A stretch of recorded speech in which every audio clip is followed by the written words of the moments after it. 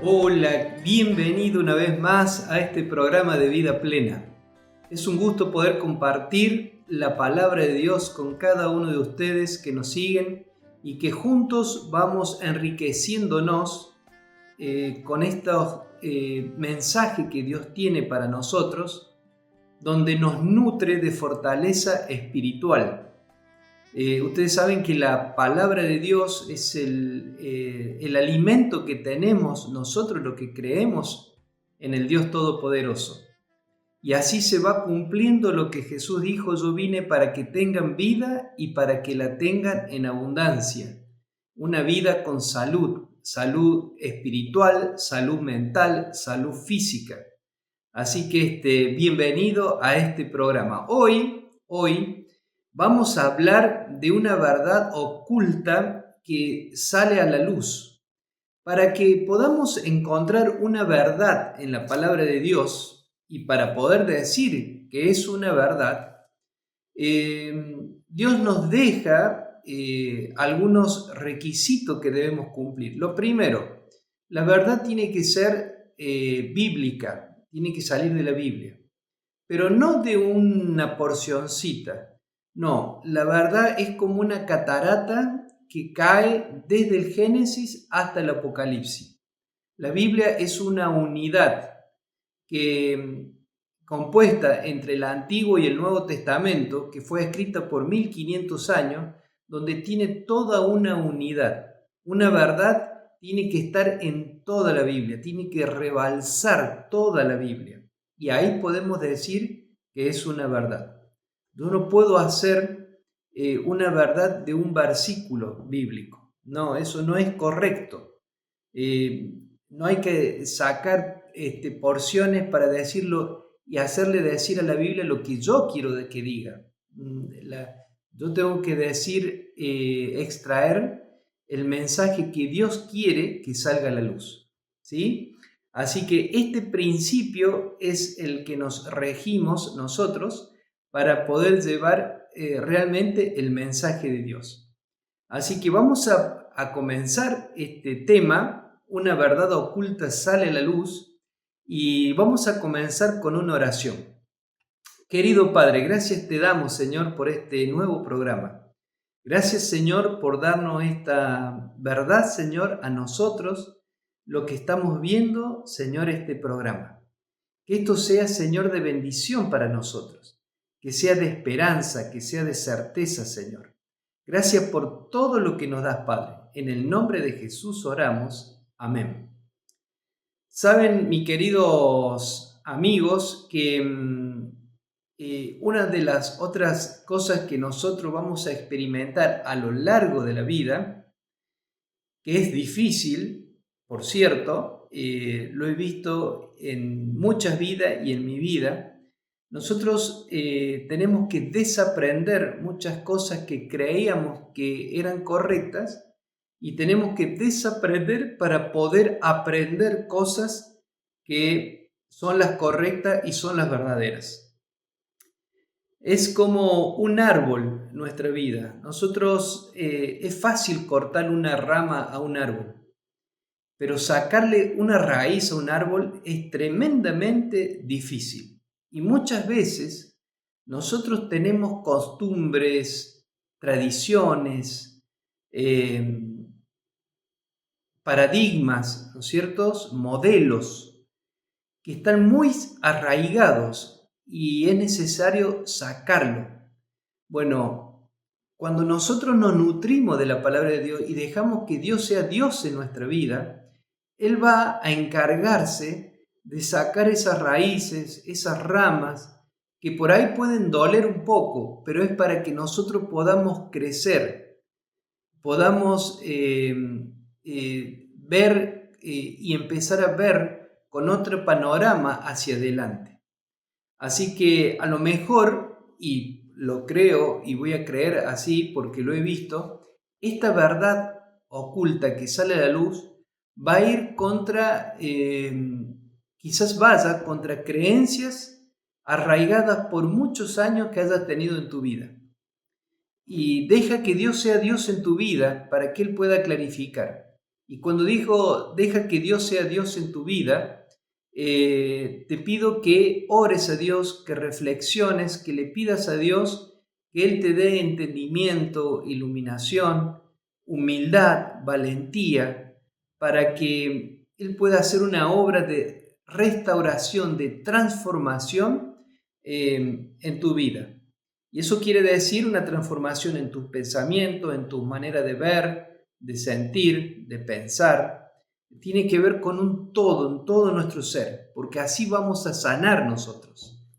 Y Jesús dice que conoceréis la verdad y la verdad te va a hacer libre, libre de cosas y de modelos, de tradiciones que nos tenían abrumado por ahí, nos tenían condicionado a ciertas tristezas en nuestras vidas. Pero vamos de lleno. Una verdad oculta sale a la luz. ¿De qué será que se trata? Una de las inquietudes más grandes en el corazón del hombre es la de que sucede con los seres humanos después de la muerte. ¿Qué sucede? ¿Qué sucede cuando la persona muere? ¿Sí? El dolor de la pérdida suele llevar a los hombres a buscar todo tipo de métodos para intentar comunicarse con sus seres queridos. El dolor a una pérdida es justamente el duelo, es el dolor que hemos perdido un ser querido. Hay millones de tipos de duelos en la vida. El más doloroso es cuando una persona pierde a un ser querido. Yo puedo tener un duelo, un dolor porque perdí el trabajo, entonces tengo que hacer ese proceso de duelo para poder sobreponerme a esa pérdida de trabajo. Puedo tener la pérdida de, por ejemplo, me amputaron un brazo, el dolor a la pérdida de un miembro de mi cuerpo, ¿no es cierto? ¿Qué hago ahora? Son distintos tipos de duelo. El dolor más grande es cuando se pierde un ser querido. Hay muchas personas que sufren esa pérdida por años, años y años, el dolor a una pérdida. Y muchas personas no se sobreponen a ese gran dolor que una pérdida. Por eso, cuando Jesús venga, el enemigo postrero que va a eliminar va a ser la muerte. Ya no va a haber más muerte, no va a haber más dolor, no va a haber más enfermedad, más sufrimiento cuando Jesús venga. ¿Sí? Eso lo podemos encontrar en 1 Corintios 15, del 51 para adelante. Que vamos a ver algo de eso también hoy. El dolor a la pérdida suele llevar a los hombres a buscar todo tipo de método, porque no nos podemos sobreponer a ese gran dolor. Las opiniones abundan, hay un montón de opiniones, y cuando digo opiniones son las creencias son tan variadas como las religiones alrededor del mundo, pero también hay filosofía. Dentro de las religiones, dentro del cristianismo, se ha metido mucho el pensamiento filosófico griego que viene desde el imperio griego, de miles de años hacia atrás. Incluso dentro del mundo cristiano abundan posiciones muy diversas que se han mezclado con todos estos pensamientos. Es curioso que la primera mentira registrada en la Biblia está relacionada con la muerte. La primera mentira que dijo la serpiente a Eva, le aseguró. Miren, se lo voy a leer. Eso está en el versículo 4. Entonces la serpiente dijo a la mujer, no moriréis. Noten ustedes, es la primera mentira y esa mentira llega hasta el día de hoy. Llega hasta el día de hoy. No moriréis. ¿Saben que en el original está escrito, no morir, moriréis? Le aseguró que no iba a morir, que el ser humano, si desobedecía a Dios, no iba a morir. Cuando en Génesis Dios le dijo a Adán y Eva, no coman de este fruto para que no mueran. O sea, la serpiente se estaba poniendo más arriba que en el lugar de Dios. Se estaba queriendo poner más arriba que en el lugar de Dios. Interesante, ¿no? No moriréis. Y Eva fue engañada con esta gran mentira. Y hoy muchos están engañados con el tema de la muerte. ¿Qué pasa cuando la persona muere? ¿Qué pasa? Bueno, en Génesis 2 vamos a ver, para poder saber qué es lo que es la muerte, tenemos que saber qué es la vida. La vida es contraria a la muerte es contraria de la vida. Lo contrario del negro es blanco, no es gris, es blanco. El blanco es blanco, el negro es negro. ¿Sí? Lo contrario del negro es blanco, lo contrario del blanco es negro. Entonces, lo contrario de vida es muerte. La muerte, lo contrario de muerte es vida. Eso tenemos que tenerlo claro en nuestra mente. En Génesis 2.7, se lo voy a leer para que podamos ver, vamos a ver, en Génesis 1 Dios nos dice que Dios creó a Adán y Eva. En Génesis 2.7 nos dice cómo los creó. ¿Ah? Y fíjense con los elementos. Entonces Jehová Dios formó al hombre del polvo de la tierra y sopló en su nariz aliento de vida y fue el hombre un ser viviente. Entonces ahí vemos, polvo más aliento de vida es igual a un ser viviente o un alma. Por ejemplo, nosotros en la cancha, el relator dice, y hay 50.000 almas en el estadio. ¿Qué quiere decir? Que hay 50.000 personas. Para que seamos personas, nosotros somos almas. Para que haya un alma, nosotros fuimos hechos del polvo de la tierra, por eso es que nosotros tenemos todos los minerales, todo de la tierra. ¿Ah? Hierro, fósforo, magnesio, ¿de dónde salen todos? De la tierra, porque Dios nos formó de la tierra. Pero dice que unió a él el aliento de vida, el hálito de vida de Dios, sopló en la nariz aliento de vida. Y llegó a ser el hombre un ser vivo. Para que veamos esto de otra manera, otro ejemplo. Para que nosotros tengamos luz, necesitamos la lamparita, el foco, la lamparita con la corriente. Cuando nosotros unimos la corriente con el foco, tenemos luz. ¿Sí? Ahora, cuando nosotros desconectamos la corriente de la luz, del foco, ¿qué sucede? La luz desaparece. Pero ¿y a dónde se va la luz? ¿Se va a algún lado? No, deja de ser la luz. Cuando uno de estos dos elementos se retira, la vida deja de ser. Y lo vamos a ver porque Dios nos lo vuelve y nos enseña en su palabra. Miren lo que dice el salmista en el Salmo 104 del 29 al 30. El salmista repite el mismo concepto para hablar de la muerte de los animales. Le das, recogen, abres tu mano, se sacian de bien, entonces escondes tu rostro, se turban, les quita el hálito, dejan de ser y vuelven al polvo. ¿Ah? Fíjense cómo están estos elementos que decimos dejan de ser. Vamos a ver qué dice Eclesiastés.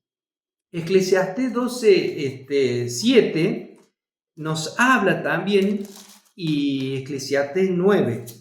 Vamos a ver, dice ahí, este pasaje nos dice qué sucede con los estados, con estos dos elementos cuando la vida se acaba. Y el polvo vuelve a la tierra como era, y el espíritu vuelve a Dios que lo dio. Fíjense, o sea, si lo contrario de blanco es negro, lo contrario de vida es muerte. Ahora, ¿cómo se hizo la vida? Dios forma del polvo la tierra y sopla en su nariz aliento de vida. ¿Qué sucede cuando muere la persona? La persona vuelve a la tierra de donde era y el espíritu vuelve a Dios que lo dio. ¿Y qué sucede con el alma? Deja de ser. ¿Por qué? Porque para que haya un ser vivo, un alma, un domingo, yo soy domingo, soy un ser vivo, un alma, una persona, tengo que tener estos dos elementos, la materia, el polvo de la tierra, la materia, y el hálito de vida. Dios es el que me da vida. Hoy estoy vivo gracias a que Dios me da vida. Y Dios me la puede quitar, ¿sí? Y voy al descanso. Este pasaje pareciera contradecir todo tipo todo tipo de creencia en una posible vida en otro plano o lugar después de la muerte, al menos de manera inmediata, porque ya vamos a ver. Eclesiastés 9, 5, 6 y 10. Estos pasajes indican qué sucede con el espíritu que vuelve a Dios. Pero los muertos, dice, nada saben, ni tienen más paga, porque su memoria es puesta en olvido. También su amor y su odio y su envidia fenecieron ya, y nunca más tendrán parte en todo lo que se hace debajo del sol. Y un versículo más quisiera leer, dice, todo lo que te viniere la mano para hacer, hazlo según tus fuerzas, porque en el Seol donde vas no hay obra, ni trabajo, ni ciencia, ni sabiduría.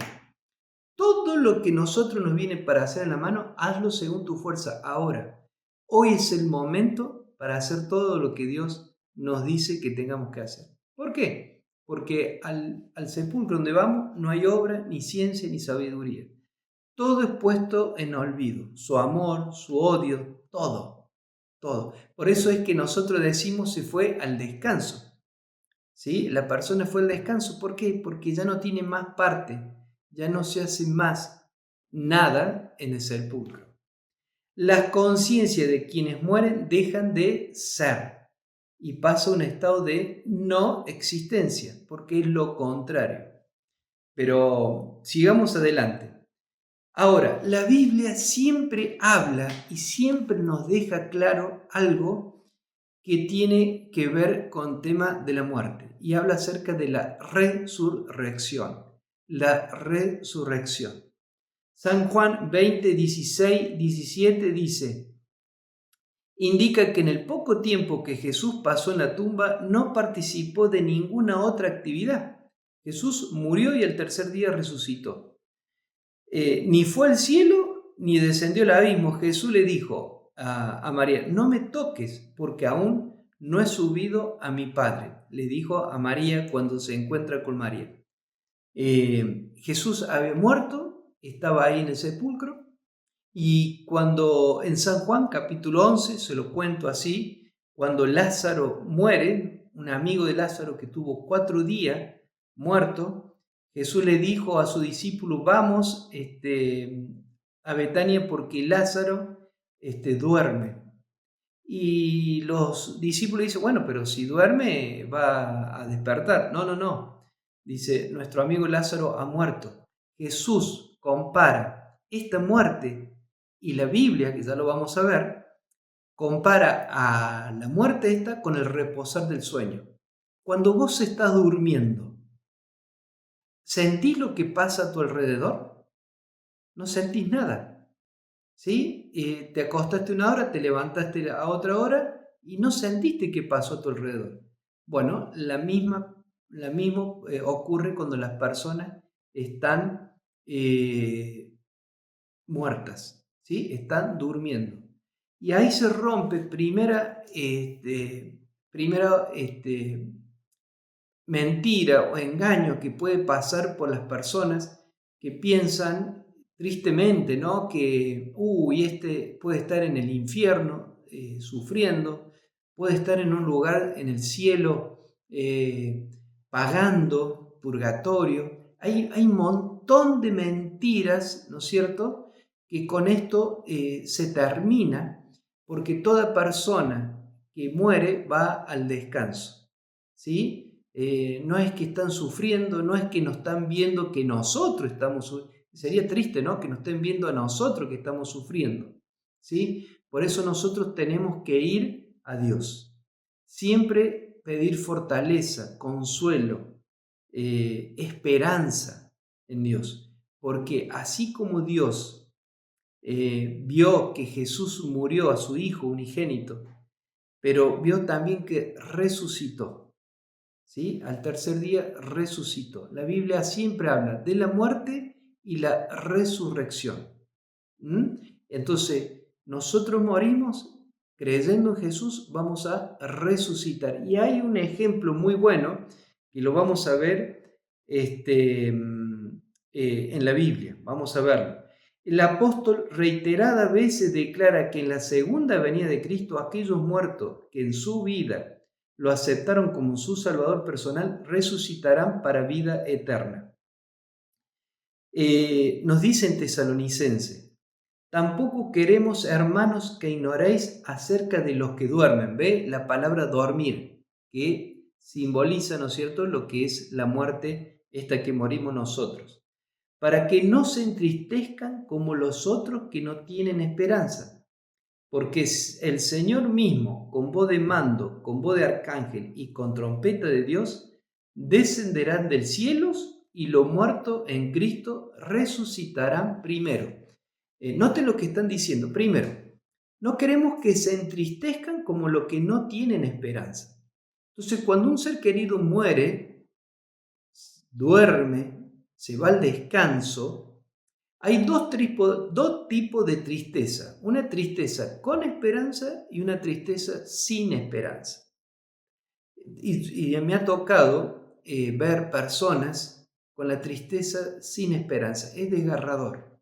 Es desgarrador cuando un ser querido muere y no tenemos claro qué sucede cuando nuestro ser querido, qué pasa cuando la persona muere.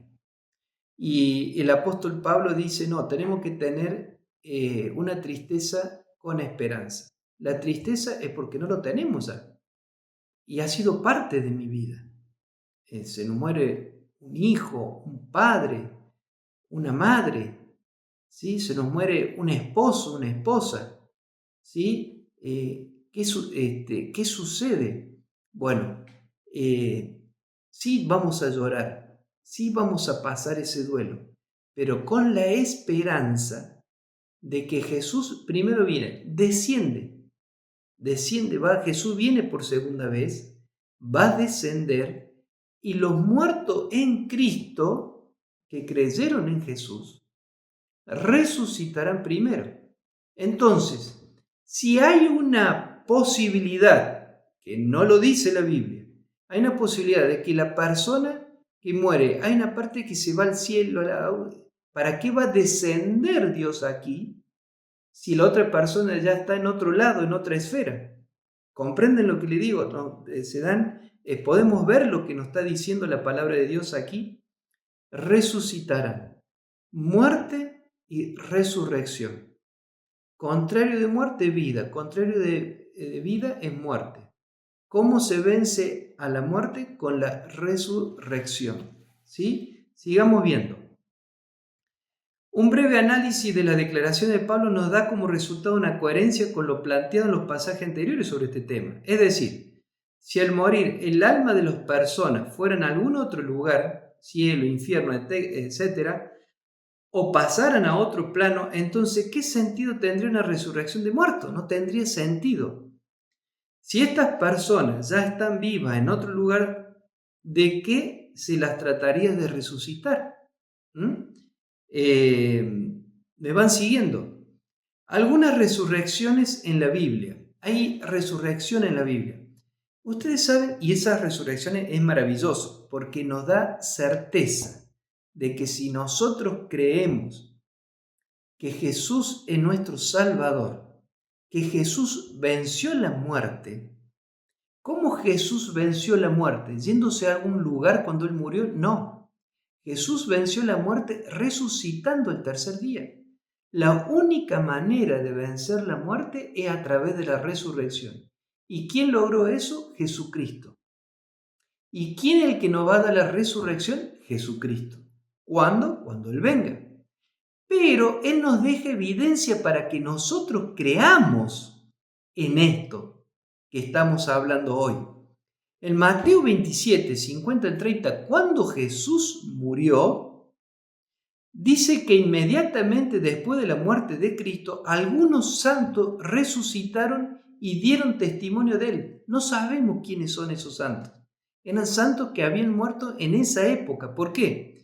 Y dice, y se abrieron los sepulcros y muchos cuerpos de santos que habían dormido, miren, dormir, muerte, como usa la Biblia, se levantaron y salieron de los sepulcros después de la resurrección de Él, vinieron a la santa ciudad y aparecieron a muchos. Estos santos, miren, Jesús murió, pero va a resucitar. ¿Por qué? Porque nosotros hemos resucitado. Es la garantía de la resurrección de cada uno de nosotros, es que Jesús resucitó. El pasaje claramente indica que estos muertos estaban dormidos, es decir, no se encontraban en el cielo, ni su conciencia estaba viva en algún otro lugar. Ellos no contaron que habían estado en otro lado, si no se hubiera quedado registrado. No, ellos se le aparecieron, ¿sí? Como testimonio de que Jesús iba a vencer a la muerte. Y esta, que se le llama la gavilla, un pequeño racimo, fueron los que subieron con Jesús al cielo como un sentido de victoria, de que la muerte de Cristo significaba, aseguraba la salvación para la humanidad de todo aquel que en Él cree, que cree en Jesús. El que cree en Jesús va a tener vida eterna y no se va a perder jamás. ¿Cuándo? Cuando Jesús venga, nos va a dar la vida eterna. ¿Cómo está relacionada esto de la resurrección de la vida con la segunda venida de Jesús? Por eso tenemos que amar la segunda venida de Jesús. Como dijo el apóstol Pablo en 2 de Timoteo 4:8, cuando le escribía la carta a Timoteo, le decía, Timoteo querido, yo ya estoy para ser sacrificado. Mi tiempo de partida está cerca ya, pero para mí está guardada la corona de justicia, no tan solo para mí, sino para todos aquellos que aman su venida. Toda la ficha de Pablo estaba puesta en la segunda venida. Y si hay algo que predicó el apóstol Pablo en todas sus cartas, es acerca la verdad sobre esto y de la segunda venida de Jesús. Qué maravilloso. Nosotros tenemos que amar la segunda venida de Jesús. El juicio de Dios. La Biblia nos habla del juicio de Dios y de que los seres humanos serán juzgados para saber quiénes, por haber hecho de Jesús su Salvador personal, están aptos para la vida eterna. Esta verdad rechaza la creencia en una vida inmediata después de la muerte. Dado que la vida en el cielo es una recompensa que solo puede ejecutarse una vez que el juicio termine. La única vida después de la muerte. Todo lo estudiado nos indica que la vida después de la muerte es posible, pero que ocurrirá cuando los santos muertos en Cristo resuciten en ocasión de su segunda venida. Mientras tanto, su cuerpo y mente descansan en un estado similar a un sueño o al estar dormido, aguardando aquel momento y sin involucrarse con las cuestiones que ocurren en el cielo, en la tierra. Quiero leerle también aquí en 1 de Corintios, el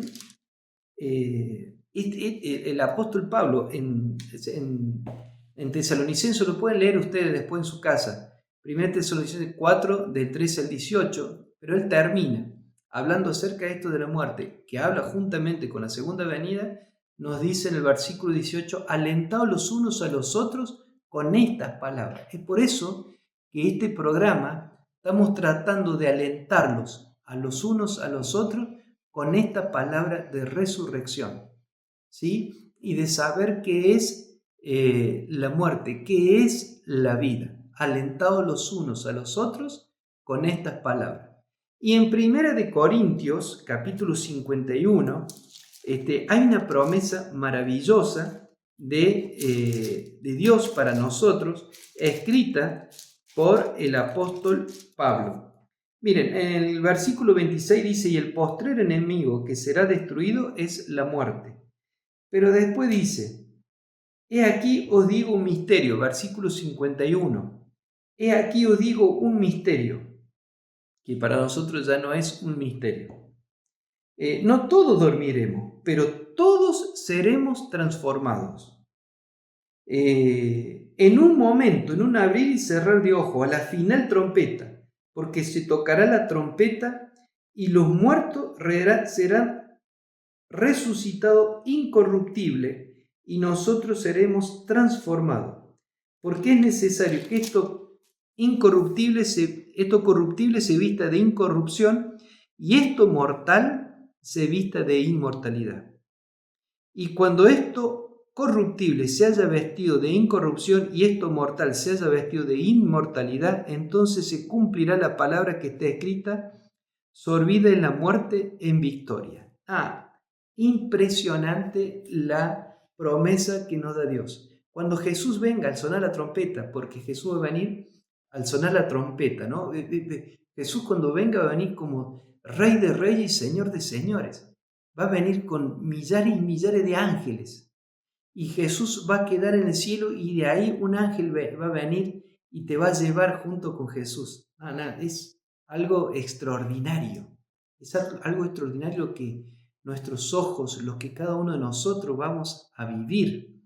Los sepulcros se van a abrir de todas aquellas personas que creyeron en Jesús y van a ser transformados en un pestañazo, un abrir y cerrar de ojos.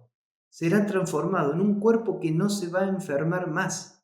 ¿Vos te imaginas una persona, porque nosotros la amamos, que tenga un cáncer por años y años y años y que esté agonizando con ese cáncer?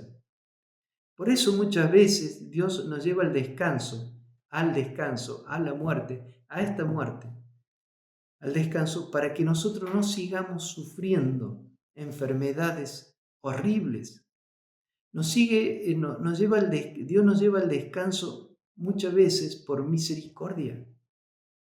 Por eso tenemos que tener esta esperanza de que un día van a resucitar y cuando Jesús venga, vamos a abrazarnos con nuestros seres queridos, pero también nos abrazaremos con Jesús. El día de la segunda venida es un día de resurrección, un día de encuentro. Por eso cuando un ser querido se nos va al descanso, no es un hasta siempre, sino es un hasta pronto. ¿Comprende? Ahora quiero hablarte de algo que seguramente te puede haber sucedido. Y vos me podrías estar diciendo en este momento, sí, todo lo que vos quieras, Domingo, todo lo que vos quieras, pero a mí se me apareció mi mamá y me dijo tal cosa, a mí se me apareció mi papá murió y se me apareció y me dijo tal cosa, otra cosa, y yo te voy a decir algo. Puede ser que tu papá y vos hayas visto, habrás soñado, lo habrás escuchado a tu papá, pero a tu mamá, tu hermano que se han muerto. Yo te puedo decir que sí, que puede ser que vos hayas escuchado a tu papá, a tu mamá, a tu hermano, pero no eran tu papá, no eran tu hermano, no eran ninguno de ellos. Para poder sostener esta gran mentira, Satanás, tenemos que entender una cosa. En Apocalipsis 12 se nos muestra una gran batalla que ya lo hemos visto, del 7 al 9, dice: hubo una gran batalla en el cielo, Miguel y sus ángeles luchaban contra el dragón, pero no prevalecieron más, y fueron arrojados a la tierra esta serpiente antigua que se llama Diablo y Satanás, el cual engaña al mundo entero. Fue arrojado a la tierra y sus ángeles fueron arrojados con él. Esos ángeles caídos, que son engañadores, son espíritus de demonios que engañan y que siguen engañando como le engañaron a Eva, son los que se nos aparecen, ¿no es cierto? Y nos quieren engañar. No, si hay vida después de la muerte, hay vida. Y se nos aparecen como nuestros seres queridos, imitan la voz, la imagen, son espíritus engañadores que hacen milagro y prodigio para ver si pueden ir a los escogidos por Dios. Y vos sos un escogido por Dios. Yo soy un escogido de Dios. Y nos va a querer engañar de cualquier manera. Va a hacer cualquier cosa para que nosotros podamos ser engañados y creer a sus mentiras. Pero la Biblia es la luz, lámpara a mi pie tu palabra y una luz en mi camino, dice el Salmo 119, 105. La Biblia es la luz que nosotros tenemos para que nadie nos engañe. para que nosotros tengamos certeza y para que nosotros con esto vivamos con esperanza. Quiero contarte que una vez un hermano mío perdió su hijo. Después de 3 meses de agonía, su hijo falleció. Yo no tenía palabras para decirle a él. No tenía palabras. Y cuando lo hablé por teléfono, le pedí a Dios, Señor, dame palabras para él. Y ustedes saben que cuando le hablé, me sorprendió porque él tenía palabra de aliento para mí. Me dijo, Domingo, Ricardito se fue al descanso, pero yo sé y creo en el día de la resurrección. Yo sé que en el día de la resurrección, cuando Cristo venga por segunda vez, un ángel pondrá a mi hijo, a Ricardito, en mis brazos y podremos viajar al cielo junto con él. Esa es la esperanza, el consuelo que todos los hijos de Dios tenemos. Satanás es un mentiroso, un engañador. Él es el padre de mentira, de la muerte y de todo esto. Pero Jesús venció a la muerte. Jesús es vida. Y Jesús pronto va a poner fin a todo esto. Por eso tenemos que creer en Jesús, en la resurrección. Te estoy mostrando algunos versículos, pero como te vuelvo a repetir, es una catarata. La verdad de Dios abarca toda la Biblia. Y quisiera que vos te entregues a esta esperanza, porque esta esperanza es la que te va a dar seguridad y te va a dar vida. Que Dios te bendiga. Vamos a terminar con una oración. Querido Padre, gracias Señor porque has vencido la muerte. Gracias porque en tu Hijo Jesús tenemos asegurada la vida eterna cuando Él venga por segunda vez. Oh Padre, seguramente tenemos que desaprender muchas cosas que hemos ido arraigando a lo largo de nuestras vidas, con creencias, con, Señor, doctrinas engañosas, con tradiciones que no sabíamos de dónde vinieron, pero están en nuestras vidas. Sácalas, Señor. Y que podamos tener la esperanza de cuando Cristo venga, podamos ser ese día un día de reencuentro contigo y con nuestros seres queridos. En el nombre de Jesús oramos. Amén.